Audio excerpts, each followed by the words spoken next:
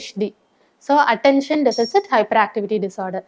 So இதுவும் வந்து ஒரு நியூரோ டெவலப்மெண்டல் டிஸார்டர் தான். ஸோ வந்து நியூரோ டெவலப்மெண்டல்னா நான் ஏற்கனவே சொன்ன மாதிரி மூளை வளர்ச்சி சம்பந்தப்பட்ட ஒரு குறைபாடு அப்படின்ற மாதிரி ஒரு கண்டிஷன் அந்த மாதிரி சொல்லலாம். ஸோ இந்த அட்டென்ஷன் டெஃபிசிட் ஹைப்பர் ஆக்டிவிட்டி டிஸார்டர்ல பேர்ல நம்ம வந்து சொல்ற மாதிரியே 2 விதமான சிம்டம்ஸ் வந்து இருக்கும். ஸோ ஒன்று வந்து அட்டென்ஷன் டெஃபிசிட், இன்னொன்று வந்து ஹைப்பர் ஆக்டிவிட்டி அப்படின்னு சொல்லுவாங்க.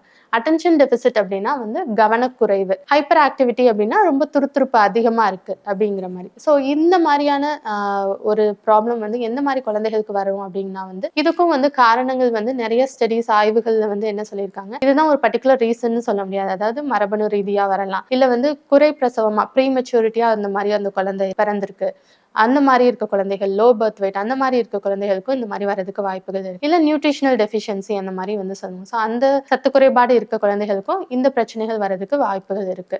ஸோ ஏதாவது ஃபேமிலியில இந்த மாதிரியான ப்ராப்ளம்ஸ் இருந்தாலும் இந்த மாதிரி குழந்தைகளுக்கு அவங்களோட ஆஃப்ஸ்பிரிங்க்கு அந்த குழந்தைகளுக்கு வரதுக்கு வாய்ப்புகள் இருக்கு. பட் இதுதான் வந்து கன்க்ளூசிவ் அப்படிங்கிற மாதிரி நமக்கு வந்து எந்த எவிடன்ஸும் வந்து கிடையாது. ஸோ இந்த ADHD வந்து நம்ம இதுக்குரிய சிம்டம்ஸ் வந்து 7 வயசு அந்த குழந்தைக்கு 7 வயசு முன்னாடி இருக்கும்போது அதோட சிம்டம்ஸ் வந்து தெரிய ஆரம்பிக்கணும். ஸோ இந்த ADHDல வந்து நான் ஃபர்ஸ்ட் சொன்ன மாதிரி attention deficit. So attention deficit அப்படின்னா வந்து கவனக்குறைவு. ஸோ இதுல என்னென்ன மாதிரி சிம்டம்ஸ் இருக்கும் அப்படின்னா வந்து அந்த குழந்தையால ஒரு க்ளோஸ்ட் அட்டென்ஷன் வந்து மெயின்டைன் பண்ண முடியாது. ஒரு ஹோம்ஒர்க் எழுதுறதா இருக்கட்டும், இல்ல வந்து எதில் வந்து ஒரு சஸ்டெயின் அட்டென்ஷன் ரொம்ப கவனமா செலுத்த முடியும், கவனம் செலுத்தி அந்த ஒர்க் பண்ண முடியுமோ அந்த மாதிரி அந்த குழந்தைகளுக்கு அதுல கவனம் செலுத்தி பண்றது வந்து ரொம்ப ரொம்ப கஷ்டமா இருக்கும். ஸோ மேக்ஸிமம் அவங்களுக்கு வந்து பார்த்தா ஒரு 5 to 10 minutes மாதிரி வந்து அவங்களால வந்து அட்டென்ஷன் வந்து கொடுக்க முடியும். ரெண்டாவது வந்து பாத்தீங்கன்னா ஒரு வேலை வந்து அந்த குழந்தைக்கு சொல்லணும், இதை போய் பண்ணிட்டு வா, அதை பண்ணிட்டு வா அப்படின்னு சொல்லும்போது அவங்களால அந்த வேலைகளை வந்து 2-3 ஸ்டெப் இன்ஸ்ட்ரக்ஷன்ஸ் கொடுக்கும்போது அது எல்லாத்தையும் முழுமையா ஞாபகம் வச்சு அது கரெக்டா முடிச்சுட்டு வர மாட்டாங்க. மூணாவது வந்து பாத்தீங்கன்னா ஒரு டாஸ்க் வந்து அவங்க வந்து ஃபுல்லா கம்ப்ளீட் பண்ண மாட்டாங்க. கம்ப்ளீட் பண்ண முன்னாடியே வந்துட்டு அவங்க வந்து அவங்களுக்கு அந்த பொறுமை இருக்காது, கம்ப்ளீட் பண்ணாம தான் வந்து நிறைய போயிடுவாங்க. ஸோ இந்த மாதிரி இருக்க குழந்தைகள் ஹோம்ஒர்க் அசைன்மெண்ட்ஸ் எல்லாம் வந்து கரெக்டா டைமுக்கு வந்து முடிக்க மாட்டாங்க. ஸோ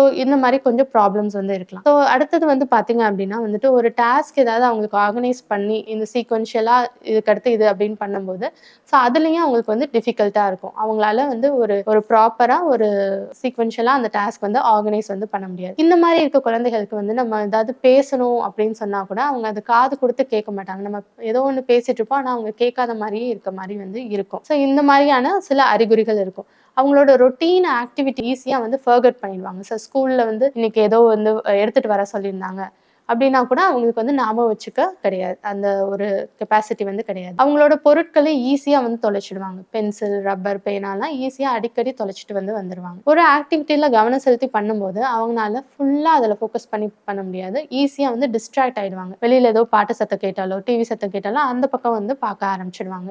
ஸோ இந்த மாதிரியான சில ப்ராப்ளம்ஸ் வந்து இருக்கிறது வந்து அட்டென்ஷன் டெஃபிசிட் அப்படின்னு வந்து நம்ம சொல்லுவோம். ஸோ இதுல வந்து ஒரு 9 அறிகுறிகள்ல ஒரு 6 அறிகுறிகள் இருந்தா அவங்களுக்கு அட்டென்ஷன் டெஃபிசிட் டிஸார்டர் அப்படின்ற மாதிரி சொல்லுவோம். ரெண்டாவது வந்து பாத்தீங்க அப்படின்னா ஹைப்பர் ஆக்டிவிட்டி. ஹைப்பர் ஆக்டிவிட்டி அப்படின்னா நம்ம தமிழ்ல வந்து என்ன சொல்லலாம் அப்படின்னா ரொம்ப சுறுசுறுப்பா, அதாவது ரொம்ப துருதுருப்பா இருக்குது.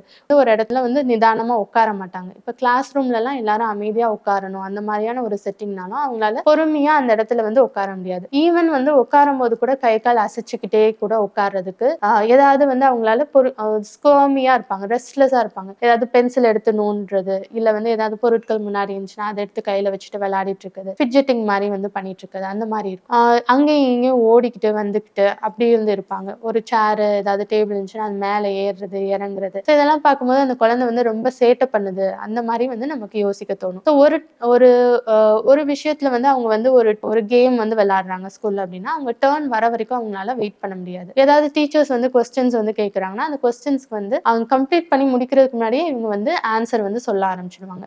அதே மாதிரி ஒரு விஷயத்த வந்து ஒரு நிதானமா யோசிச்சு வந்து பண்ணக்கூடிய ஒரு தன்மை வந்து இருக்காது.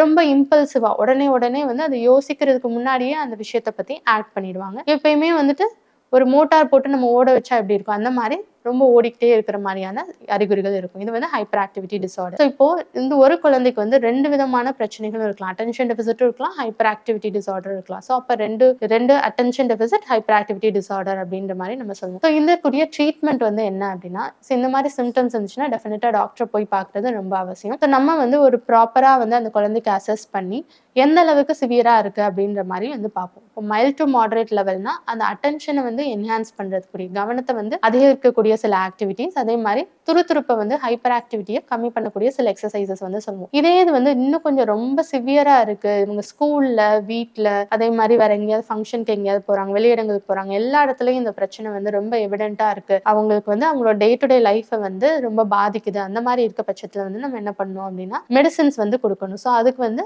ஸ்டிமுலன்ஸ் அப்படின்ற ஒரு மெடிசின்ஸ் வந்து கொடுப்பாங்க. ஸோ அந்த மெடிசின்ஸ் வந்து என்ன பண்ணுதுன்னா மூளையில வந்து நமக்கு இந்த டிசார்டர்ல வந்து பாத்தீங்கன்னா மூளையில ப்ரீஃப்ரான்டல் கார்டெக்ஸ்னு ஒரு ஏரியா இருக்கு, மூளையோட முன்பகுதி. அந்த முன்பகுதியில வந்து டோபமைன், நார் எபினெஃப்ரின்ற குறைபாடு இருக்கும். இந்த ஸ்டிமுலன்ஸ் கொடுக்கும்போது அந்த குறைபாடை வந்து சரி பண்ணி அவங்களை வந்து கவனம் வந்து நார்மலா இருக்கிற மாதிரியும் துருதுருப்பு கம்மி ஆகிற மாதிரியும் அந்த மெடிசின்ஸ் வந்து ஹெல்ப் பண்ணுது. சில குழந்தைகள் வந்து வளர வளர என்ன ஆகும்னா அவங்க ஹைப்பர் ஆக்டிவிட்டி கம்மியாகி வெறும் அட்டென்ஷன் டெபிசிட் மட்டும் இருக்கிறதுக்கும் வாய்ப்புகள் இருக்கு. இந்த மாதிரியா இருக்க குழந்தைகளுக்கு வந்து வேற சில ப்ராப்ளம்ஸும் வருங்க. ஸோ இப்போ வந்து பாத்தீங்கன்னா இந்த மாதிரி இருக்க குழந்தைகள் சீக்கிரமா போதை பழக்கம், அதாவது சப்ஸ்டன்ஸ் யூஸ் வந்து எடுக்கிறதுக்கு நிறைய வாய்ப்புகள் வந்து இருக்கு. அதே மாதிரி இந்த குழந்தைகளுக்கு வந்து நிறைய லேர்னிங் டிசபிலிட்டிஸ்ன்னு சொல்லுவாங்க. உங்களுக்கு படிப்புல வந்து கொஞ்சம் வந்து கவனம் இன்மையினாலையும் படிப்புல வந்துட்டு நிறைய லேர்னிங் டிசபிலிட்டிஸ், டிஃபிகல்ட்டிஸ் வந்து ஃபேஸ் பண்றாங்க. ஆங்ஸைட்டி, டிப்ரெஷன், மன அழுத்தம், மனப்பதட்டம் இந்த மாதிரியும் வரதுக்கு வந்து வாய்ப்புகள் இருக்கு. இதெல்லாம் நீங்க இருக்கிறது கண்டுபிடிச்சீங்கன்னா டெஃபினட்டா ஒரு மருத்துவரை, சைல்ட் சைக்காட்ரிஸ்ட், அந்த மாதிரி குழந்தைகள் நல மருத்துவரை, மனநல மருத்துவரை சந்திச்சு ஆலோசித்து அதுக்குரிய